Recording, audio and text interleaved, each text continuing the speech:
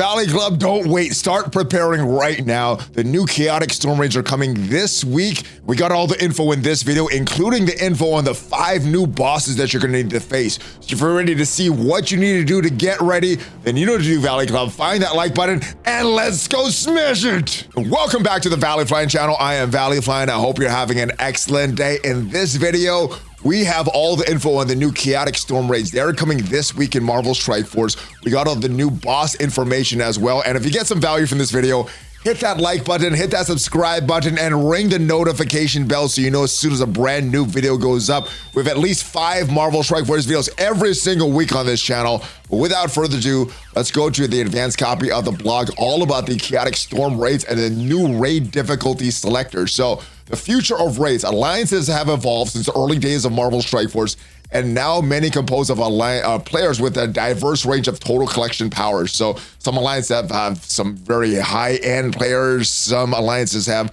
in that same alliance some new players, and it makes it confusing for a lot of these raids, and it makes it hard to really carry some of your friends.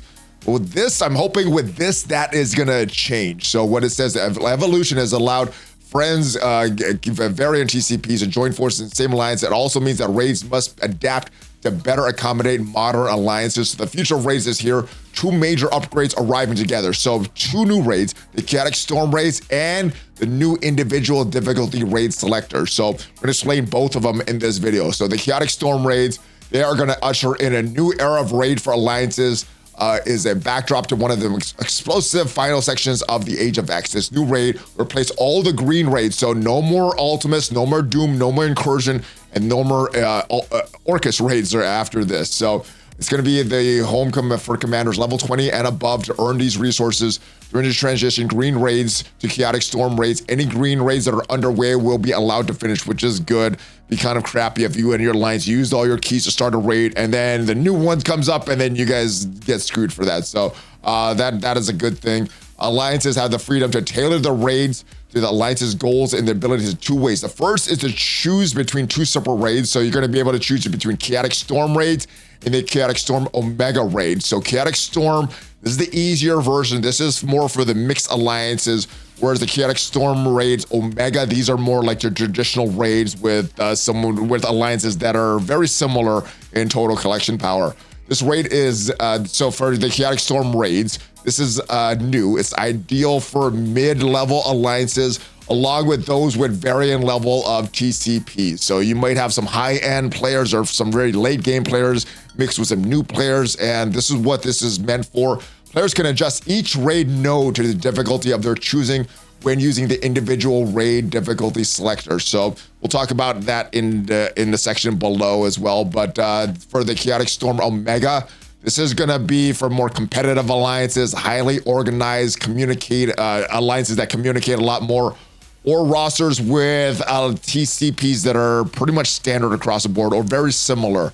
The rewards are greater, but you can only use a uniform difficulty for the standard nodes. So like I said, this is more like your traditional raids, 1 difficulty for everybody for these Chaotic Storm Omega raids. So the new boss lanes, we'll talk about the new bosses, but there's gonna be new boss lanes. Both Chaotic Storm and Chaotic Storm Omega will have an optional boss lane for every member of your alliance. So these bosses are not needed for that 100% for your total alliance, but if you want to get the best rewards, you probably want to do these bosses on a daily basis. Boss nodes don't count towards your alliance's completion percent. So if you fight a boss too tough, or if you prefer not to engage in a boss node, maybe you're really busy that day, you have life going on, you can't really get to it, you don't have to. You're not going to be screwing your alliance if you aren't able to do that.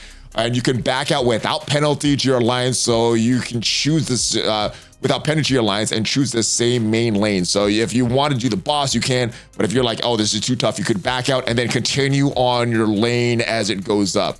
You can set your individual boss node difficulty to using the individual raid difficulty selectors as long as it's higher than the difficulty set by your alliance. So there's a base difficulty that your alliance needs to set, and you could always go higher than that. You can't go lower than whatever difficulty your base alliance or the base difficulty that your alliance sets. So Make sure that if you have some newer players in your lines, you set it for that newer player, and then everybody else can make it harder and harder. All right, as far as the difficulties and requirements, they do have some requirements. These are the default requirements. So the default difficulty, no restrictions. Difficulty 1, whatever the no restrictions are. So I guess the city, skill, whatever you have for the nodes, that's the restrictions for difficulty 1. Green ISO 8.5 for difficulty 2. Blue ISO 8.3 for level 3. Purple ISO 8 level 1 for difficulty 4. And full maxed out what we have in the game right now. Purple ISO 8 level 3 for difficulty 5. Assuming later on there will be 4 and 5, but right now the max is level 3. Agents of Chaos, overcoming unique foes, lurking with the chaotic storm raids from difficulty 3 and above, are powerful enemies with special abilities to test your squad. So these are the bosses that you're going to need to face. Enemies are different for each trait restriction, so review the traits below. And please note these effects will only apply to the first attempt at a node. So not sure if you attempted the first day, days 2, and every day after that you won't have these effects, or that's just your first attempt on a day. It's not really clear from what I see here, but I'm assuming it'll be that first attempt of the day, because every day 2, 3, 4, 5, every day, everything after that first attempt will be pretty easy, I think. So as far as the bosses though, what it says, the bio node, you're gonna have to face Shadow King, the Chaos boss, and the Shadow King Chaos. This mission will attack first and apply Psychic Scar to all player side characters. And what Psychic Scar is, you're gonna reduce the active healing on this character by 50%. So they're not gonna be able to heal as much with that Psychic Scar. The character cannot fill speed bar for any characters, and this does not apply to speed bar gain through normal means. So the bio nodes, that is the boss that you need to face. And I'm assuming the future raid characters for that bio section will be able to deal with this Psychic Scar. Mutant nodes, Madeline Pryor, the Chaos version of Madeline Pryor. This mission, she will act first and apply Cerebral Wound to all player side characters, and Cerebral Wound will reduce the active healing of the characters by 50%.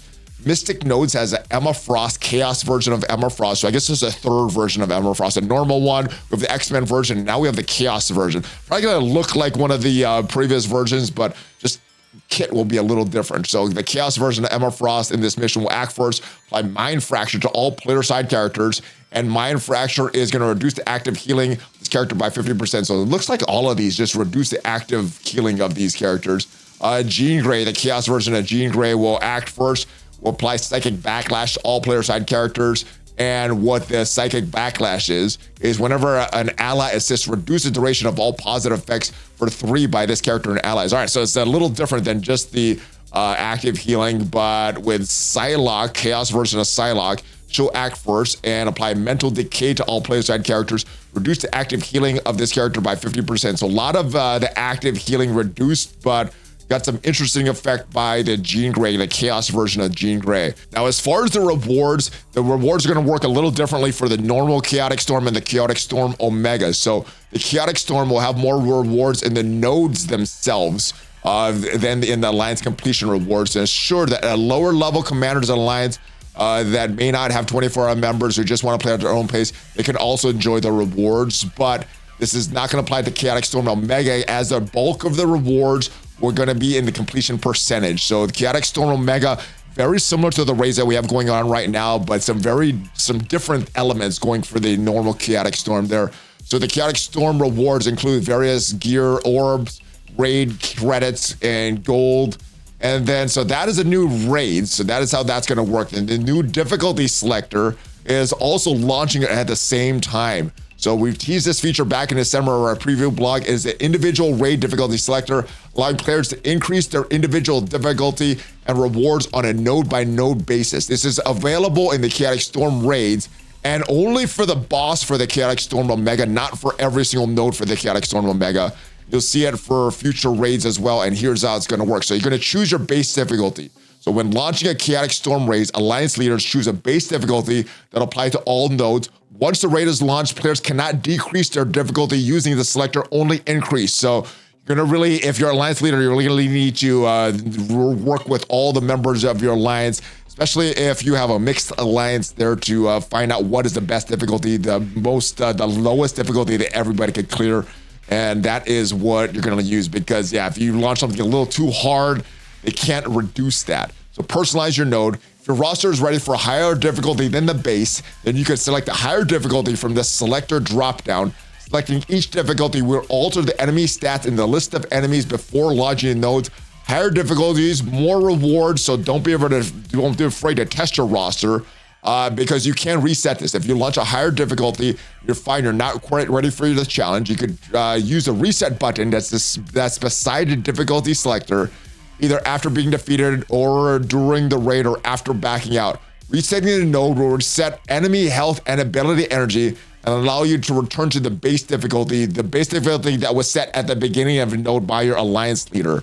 Note, your character's health, abilities, and death will remain even after resetting the node along with the raid energy spent. So you'll have to refresh your characters, or you could have one of your alliance mates go in and clear that node, and then you could go into the next nodes. But you could also reset a node on behalf of alliance members. So if an alliance mate attempts a raid node, is defeated, and you don't think you can clear that node, you could choose to reset that node also. So this is gonna work pretty good, I think. If it's working like I suspected, it's gonna work pretty good for mixed alliances and newer alliances, mid-game alliances. I think this is gonna help with the boss. You can make it harder and harder and harder, and the higher end alliances, I hope it's super hard and you can make it even more challenging. And maybe on day one, you're not able to beat the boss in the highest difficulty, but you could work up to that. That's how I'm hoping it'll work. It's obviously gonna launch later in the week. It's gonna begin March 27th, 2 p.m. Pacific. So start coordinating with your alliance right now. Make sure, especially if you're gonna run these normal ones, not these Omega raids, make sure that you're selecting the correct difficulty so that some of your alliance members don't get shut out. But of course, everything that we said in this video leading up to these chaotic storm raids is subject to change because everything in this blog post is also subject to change. Hopefully you did get some values in this video, and if you did, leave it a like. Also, if you want to see what are the biggest mistakes to make in Marvel Strike Force, check out the video up there. I'll see you guys next time. Good luck with all these chaotic storm raids, all these chaotic storm Omega raids. I'll see you guys next time. Hulk Fest Bump, ValleyFlyin out!